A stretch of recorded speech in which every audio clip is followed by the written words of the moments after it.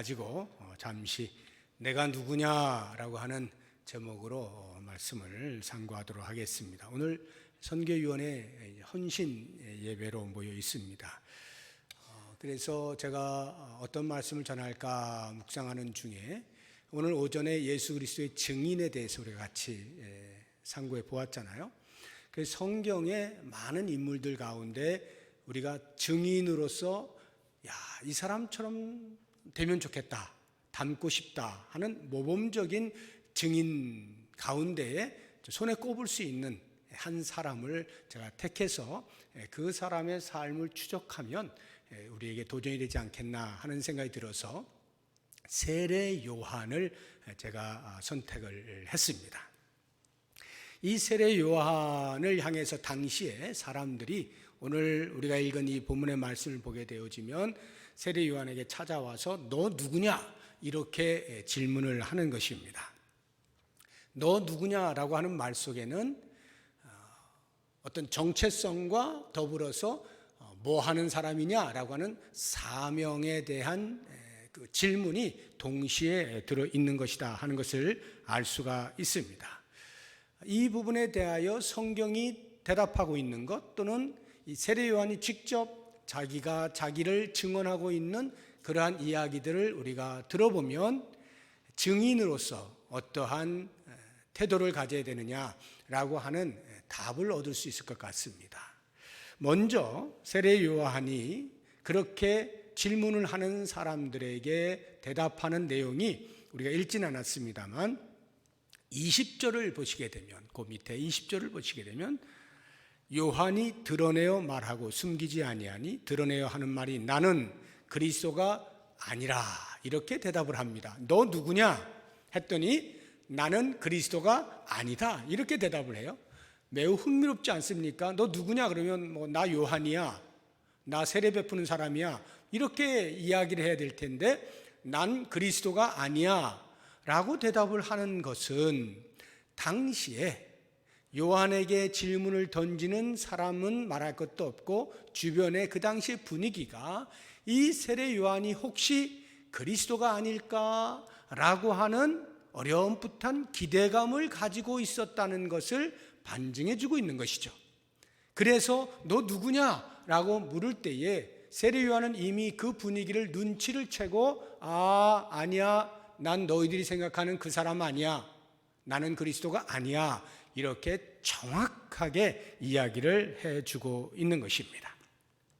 그랬더니 또 묻는 것이 그럼 엘리야냐? 아니다. 그 선지자냐?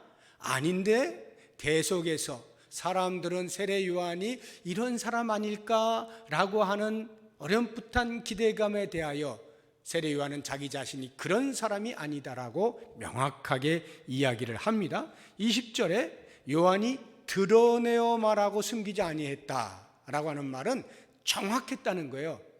대충 말을 이렇게 흐리지 아니하고 난 그런 사람 아니다 분명하게 말을 하고 있는 거예요. 이것은 자기의 정체성과 사명이 어떠하다는 것을 명확하게 인지하고 있을 때에 할 수 있는 태도죠.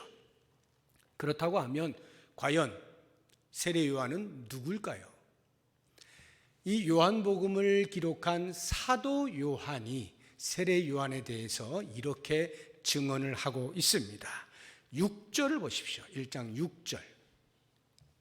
하나님께로부터 보내심을 받은 사람이라 말을 하고 있습니다. 하나님께로부터 보내심을 받은 사람.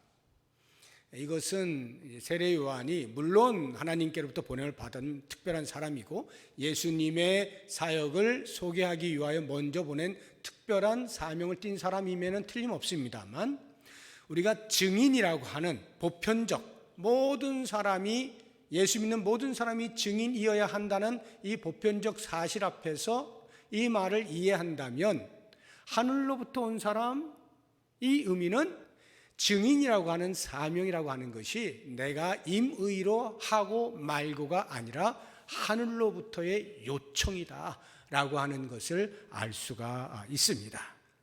그리고 그 다음 말을 하는 것이 빛에 대하여 증언하러 온 사람이라. 7절 앞부분에 보면 그렇게 이야기하죠. 그가 증언하러 왔으니 그 빛에 대하여 증언하고. 8절에도 같은 말이죠. 그는 이 빛이 아니요 이 빛에 대하여 증언하러 온 자라. 빛에 대하여 증언하는 사람이다 라는 것입니다.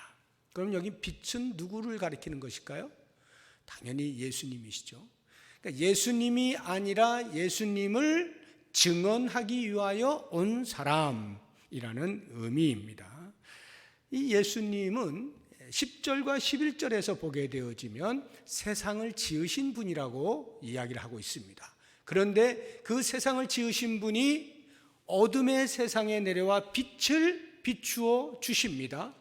더 놀라운 것은 그 어둠인 세상이 예수님을 알지 못하고 심지어는 그의 백성된 이스라엘 백성들도 거절을 하는, 거부를 하는 이러한 사태가 벌어집니다. 이것에 대해서 세례 요한은 증인으로서 예수님이 어떠한 분인지를 명확하게 증언하게 되는데 1장 29절을 보시게 되면 이튿날 요한이 예수께서 자기에게 나오심을 보고 이르되 보라 세상 죄를 지고 가는 하나님의 어린 양이다. 세상 죄를 지고 가는 하나님의 어린 양이다. 구세주다. 이러한 증언을 하죠. 36절도 같은 말을 하고 있습니다. 보라 하나님의 어린 양이다. 그리고는 34절을 보시면 또 다른 증언을 하는데 내가 보고 그가 하나님의 아들이심을 증언하였노라. 하나님의 아들이라 증언하는 거예요. 하나는 세상 죄를 지고 가는 하나님의 어린 양 구세주로서 소개를 하고 있고 또 다른 하나는 하나님의 아들, 하나님의 아들이라는 말은 신이신 분이시다 이 뜻이에요. 신이시다는 것을 증언을 하는 것입니다. 그런데 이 두 가지는요, 놀랍게도 요한복음을 기록한 사도 요한이 내가 이 요한복음을 기록한 목적이 이것이다 라고 20장에서 말하고 있는 것이 있는데 그것과 아주 일치하는 것을 볼 수가 있습니다. 우리 20장 19절 말씀, 31절이죠. 31절 말씀 우리 같이 자막을 통해서 읽어보겠습니다. 오직 이것을 기록함은 너희로 예수께서 하나님의 아들 그리스도이심을 믿게 하려 함이요 또 너희로 믿고 그 이름을 힘입어 생명을 얻게 하려 함이니라. 하나님의 아들 예수 그리스도임을 믿게 하는 것과 그를 믿어서 생명을 얻게 하는 이것을 위해 요한복음을 기록했다는 거예요.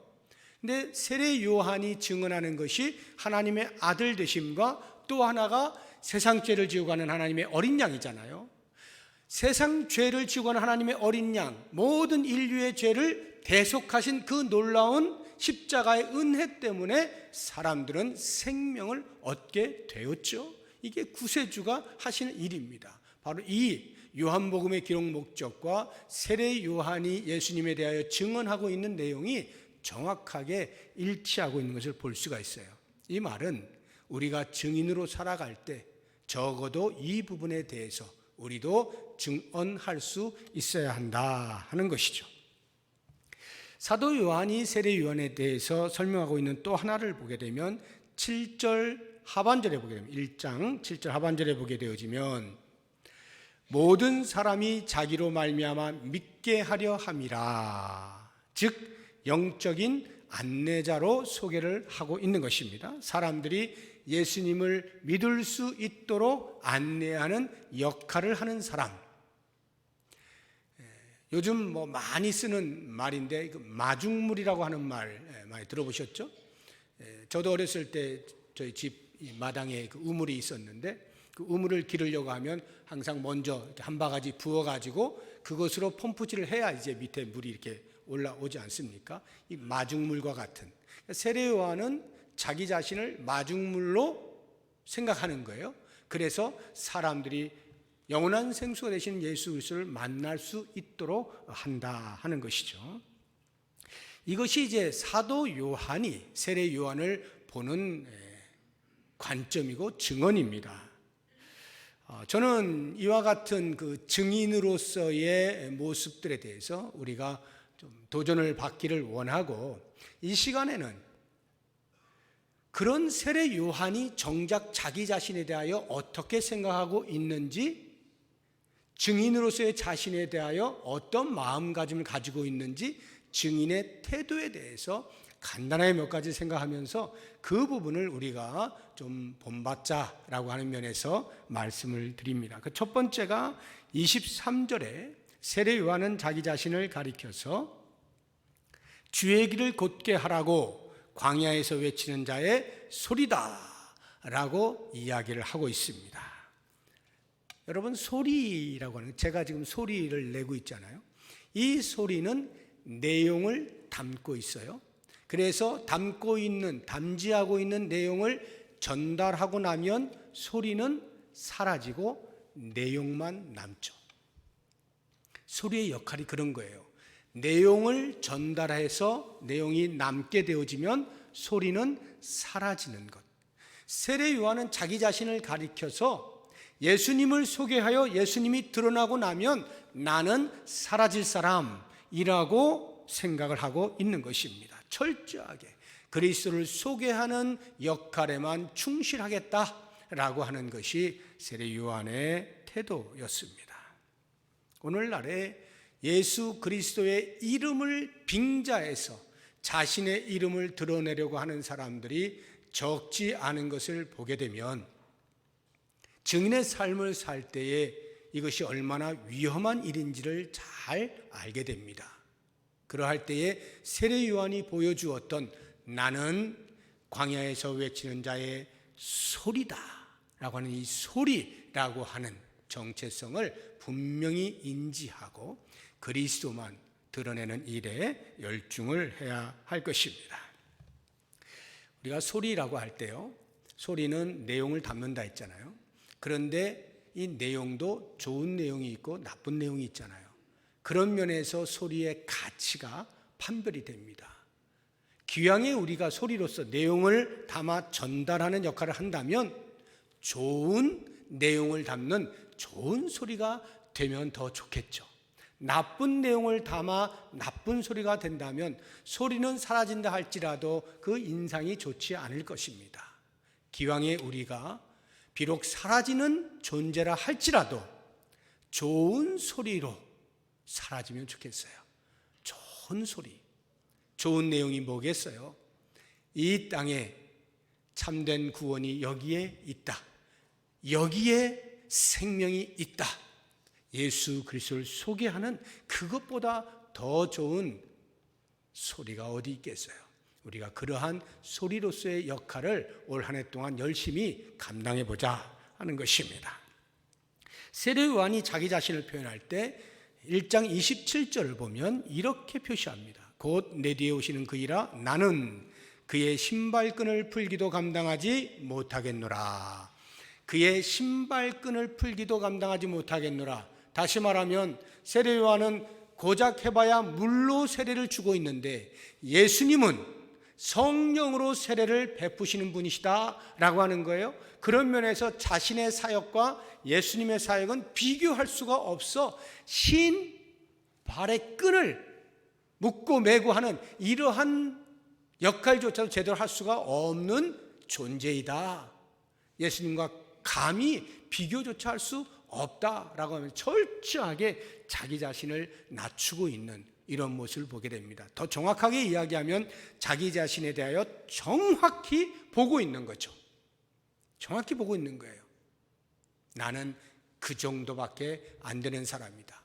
그에 비하여 예수님은 이런 분이시다 하고 예수님을 하이라이트 쫙 비춰주고 있는 이러한 세례 요한의 모습, 이것이 증인된 우리들이 가져야 할 태도인 것입니다. 세 번째를 보면 3장으로 우리가 넘어가야 되는데 3장 29절 우리 자막을 통해서 같이 한번 보도록 하겠습니다. 시작. 신부를 취하는 자는 신랑이나 서서 신랑의 음성을 듣는 친구가 크게 기뻐하나니 나는 이러한 기쁨으로 충만하였노라. 자기 자신을 신랑의 친구라고 표현합니다. 결혼식장의 꽃은 신부죠. 그 신부를 취할 수 있는 유일한 한 사람은 신랑입니다. 아무리 친구가 그 결혼식을 위하여서 동분서주하면서 준비를 다 해주고 열심히 노력을 하고 헌신적으로 했다 할지라도 결혼식장에 들어가서 그 꽂힌 신부를 취할 수 있는 사람은 오직 신랑뿐입니다. 내가 이 정도 했으니 내가 좀 신부를 취하면 안 될까? 어림도 없습니다. 야, 내가 이 정도 수고했는데 우리 신혼여행 좀 같이 좀 가자. 야, 말도 안 되는 소리입니다. 친구는 친구의 기쁨으로 만족하는 거예요. 신랑이 그 신부를 취할 때 얼마나 기뻐하겠어요. 그 신랑의 기쁨에 참여하는 것, 신랑이 기뻐하는 모습을 보면서 기뻐할 수 있는 것으로 충분한 보상을 받았다라고 여기는 것, 이것이 신랑의 친구인데, 세례 요한은 자신을 마치 신랑의 친구라고 비유하면서 예수님께서 이 땅에 오셔서 만왕의 왕으로서 모든 사람들이 그 앞에 무릎을 꿇게 되어질 때 나는 예수님의 친구와 같아 그 현장을 목도하면서 기뻐하겠노라, 이렇게 이야기를 하는 것입니다. 오늘날의 사이비 교주들이 이거 못해가지고 교주되는 거 아닙니까? 뭐 처음부터 교주하려고 했겠어요? 열심으로 섬겨왔겠죠. 그러다가 사람들이 자꾸 부추겨주고 이렇게 하다 보니까 자기도 모르는 사이에 하나님과 성도 사이에 적당한 곳에 자리를 잡고 앉아서 성도들이 하나님께 올려드려야 하는 그 영광을 가로채기 시작하는 거죠. 그러면서 자기도 모르는 사이에 은근히 하나님의 자리에 자기를 올려놓는, 이게 사이비 교주들의 특징 아닙니까? 신랑의 친구로 만족해야 되는데 자꾸 신랑이 되려고 하는 이러한 어리석은 사람들이 끊임없이 역사 속에서 나오고 있는 현실 속에 우리는 증인으로서 어떠한 태도를 취해야 할 것이냐, 신랑의 친구의 기쁨으로 충분하다라고 하는 고백으로 그러한 삶의 태도를 견지할 수 있어야 되는 것입니다. 그래서 우리 선교위원회 산하에 전도 폭발부가 있잖아요.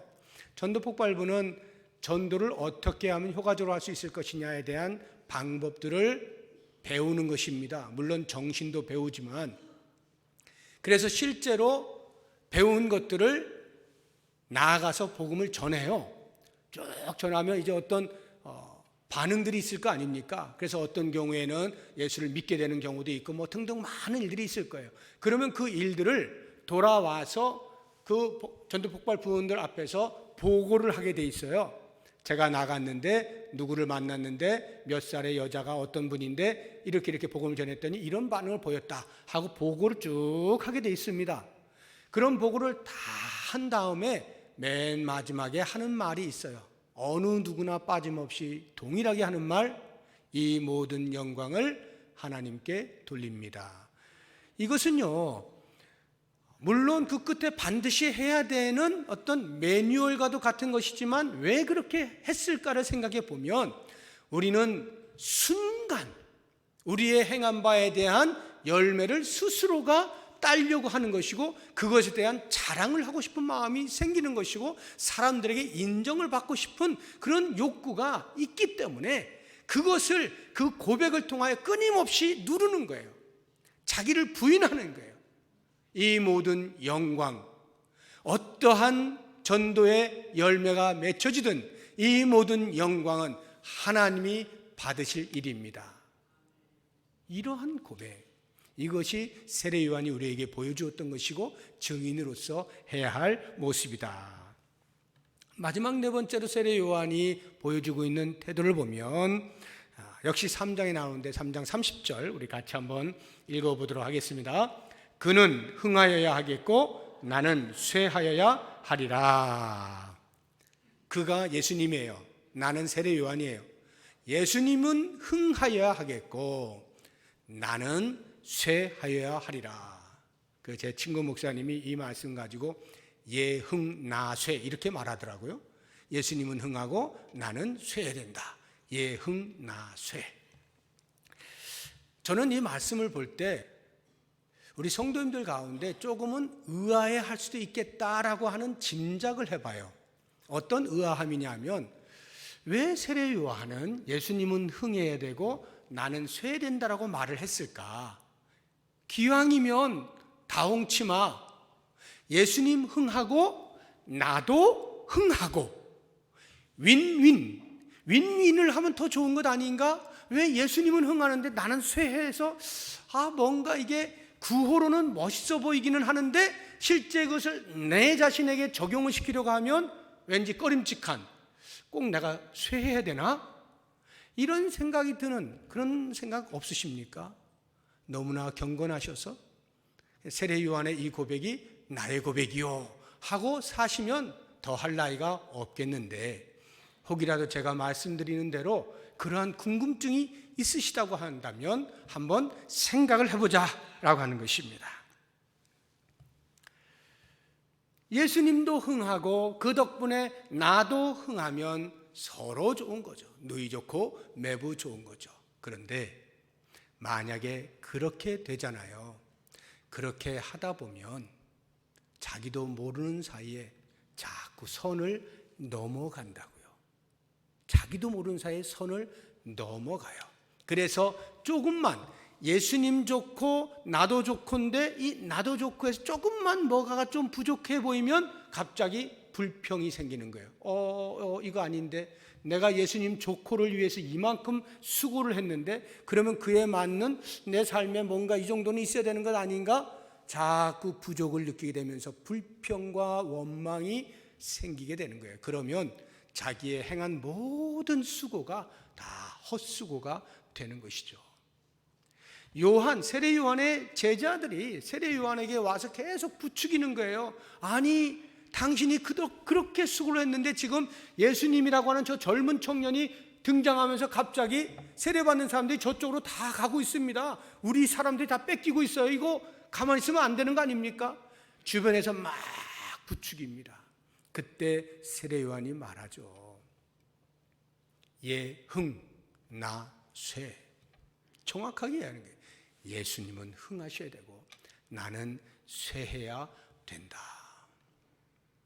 그래서 사자성어에 보면은 공성신퇴라고 하는 사자성어가 있어요. 공을 세운 이후에, 공을 성취한 이후에 몸을 뺀다, 이런 말이에요.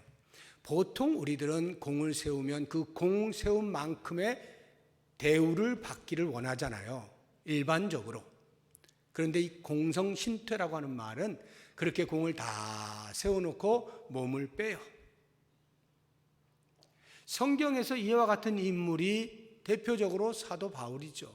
사도 바울이 평생에 예수를 만난 이후에 모든 삶을 예수를 전하는 일에 투자하잖아요. 몽땅 다 투자하죠.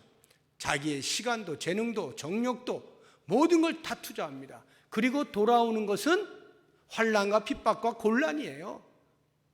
그런데 그러한 사도 바울이 마지막 죽음을 앞두고 고백하고 있는 말이 있어요. 참 놀라운 말입니다. 우리 디모데전서 1장 15절 말씀 한번 보도록 하겠습니다. 같이 읽어봅니다.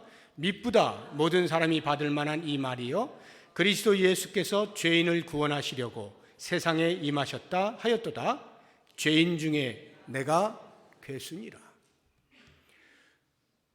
이 말씀은 바울이 이제 조금 있으면 죽을 만한 사역 말기에 한 말씀이에요.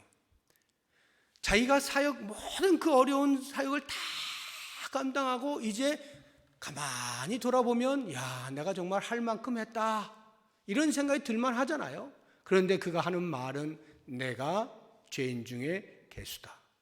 무슨 말이냐면 아무리 내가 많은 일들을 했다 할지라도 예수님께서 나를 위하여 구원하신 그 십자가의 사랑과 은혜에 비하면 내가 한 것은 아무것도 아니다. 나는 그저 그 은혜 앞에 내가 얼마나 더러운 죄인이었는가 하는 것만 볼 수 있을 뿐이다. 이 고백이거든요.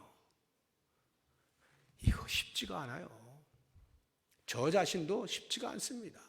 주님 앞에 충성을 다 하고 그래도 사람들이 좀 알아주기를 원하는 것이고 그래도 사람들이 이렇게 하기를 원하지 아무도 거들떠보지 않는데 그 앞에서 나는 죄인 중에 괴수일 뿐입니다 라고 자기 스스로를 볼 수 있는 이러한 영적인 파워, 이것은 정말 놀라운 거예요. 세례 요한이 우리에게 그것을 보여주었거든요. 그는 흥하여야 하겠고 나는 쇠하여야 하리라. 모든 사람들의 시선을 자기에게서부터 예수님께로 돌리는 거예요. 나를 보지 말라는 거죠. 나를 보지 말아라. 예수님을 봐라. 여기에 생명이 있다. 나는 생명이 있으신, 생명의 주인이신, 생명을 주시는 예수님을 소개할 뿐이다. 나를 보지 말아라. 세례 요한의 모습이에요. 우리가 증인으로 살아갑니다. 특별히 오늘 선교위원회 산하의 모든 부원들이 함께 모여서 헌신의 예배를 드리고 있습니다. 저는 원하길 올 한 해 동안에 우리 교회가 선교회로 나아갈 때 그 누구보다도 먼저 선교위원회 산하에 있는 모든 부원들이 앞장서서 이러한 증인의 모범을 잘 보여주시길 원하고, 그러한 모범을 따라서 온 성도들이 뜻과 마음을 모아서 우리 예수님을 증거하는 일에 전심전력하고, 우리 하나님께서 우리를 통해서 얼마나 많이 웃으실지 그것을 기대하면서 하루하루 한 주 한 주, 한 달 한 달 살아가면서 증인의 멋진 삶을 살 수 있기를 주의 이름으로 축복합니다. 기도하겠습니다.